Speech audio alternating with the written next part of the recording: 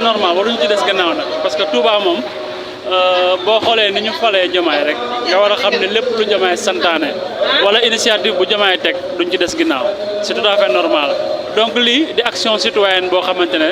dans les normes ku politique ak ku politiqueul ak ku bokk Pastef ak ku bokkul ak Pastef ak ñëpp si war a jóg bokk si parce que c'est une action citoyenne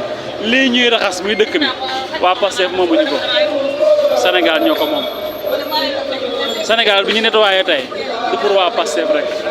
c'est pour tout le Sénégal donc action citoyenne bi ñu woote ñëpp ñoo war a jóg participer si muy loo xamante ne vraiment gis nga Touba gis nga les images di wane na ne ñun dañu fal Diomaye mais yemuñu ci fal ko dañ koy fal mais dañ koy accompagner ci bépp initiative bu mu teg en place te lii début la te leneen lu mu teg en place aussi incha allah dinañ ko ci accompagner. mu mel ne Touba dégg nañ seen woote ndax gis nañ fi ay nit jóge ci ay bànqaas yu wuute ñoo fekk wuy si leen. mais mooy yoon nee naa la Touba ni ñu falee Diomaye ñun duñ ko fa la pare bàyyi ko noonu dañ koy fa la pare accompagner ko te lii moo koy wane gis nga mobilisation bi nu mu mel. lii nag warul yem fii rek tey benn yoon. non du fi yem dama ne le président na koy def le premier de chaque mois na koy def le premier de chaque mois bu ko defee le premier de chaque mois ñu raxasaat suñu dëkk ba mu rafet parce que un esprit sain dans un corps sain aussi. Babacar setal baax na waaye bañ a taxal moo ko gën. waaw mais xam nga avec les activités et tout ça taxal mënul ñàkk mais nag di setal tamit daa baax xam nga taxal te bañ a setal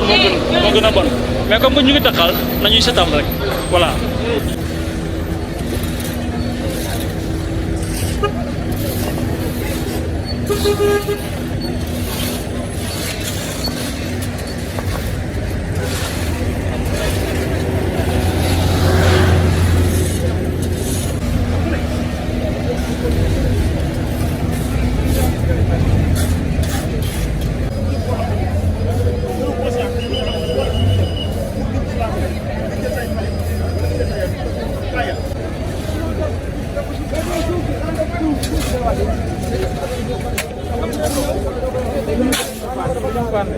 Yëpp